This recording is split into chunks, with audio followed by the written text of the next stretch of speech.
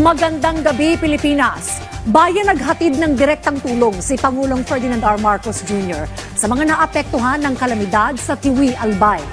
Pinabibilisan ng Pangulo ang pagsasaayos sa mga paaralang nasira ng Bagyong Uwan at namahagi rin ng iba pang gamit para sa mga paaralan tulad ng Starlink. Nagbigay rin ng pamahalaan ng emergency cash transfer at mga kagamitan sa mga pamilyang nawalan at nasiraan ng bahay. Yan ang ulat ni Daryl Buena ng BTV, Legazpi. Higit isang linggo nang haguputin ng Bagyong Uwan ang ilang bahagi ng Kabikulan bilang sa mga direktang nasira ang mga classroom sa Kararan Naga Elementary School sa Tiwi, Albay. Sa naging pagbisita ni Pangulong Ferdinand Marcos Jr. kaninang umaga sa lugar, agar ang pagsasaayos ng mga nasirang silid ang kanyang ipinag-utos. 2 Starlink din ang ibinigay ng DICT para makatulong sa mga mag-aaral. Tinitignan nga namin lahat at yung bago nating sistema para pabilisin. Kasi kuminsan yung paperwork sa public works masyado nakatagal. Bago maayos, kahit nandun yung pondo. Kaya ang gagawin natin, yung may pondo ang DepEd na para sa repair and rehabilitation ng mga classroom. Ang pondo na yan, ang implementing agency is DPWH.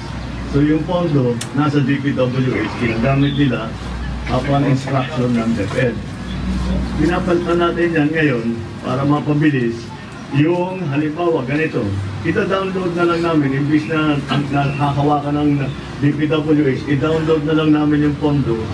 Ang LGU na ang bahala, by administration na lang. Kasi kung ganito lang yung trabaho, kayang-kaya yan. Opo. Kayang-kaya ninyo yan. Makakamura pa. Higit 100 pamilya naman ang binigyan ng hygiene kit at kitchen kit, gayon din ng emergency cash transfer assistance. Umabot din sa 1,000 family food packs ang naipamahagi mula sa DSWD. Naging positibo naman at malaki ang pasasalamat ng mga taga-Tiwi dahil personal silang binisita at kinumusta ni Pangulong Ferdinand Marcos.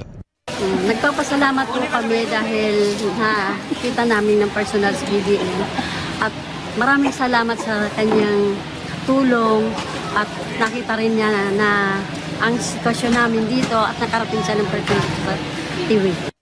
Personal na bumisita dito sa bayan ng Tiwi si Pangulong Ferdinand Marcos Jr. para maghatid ng tulong at ayuda mula sa lalawigan ng Albay.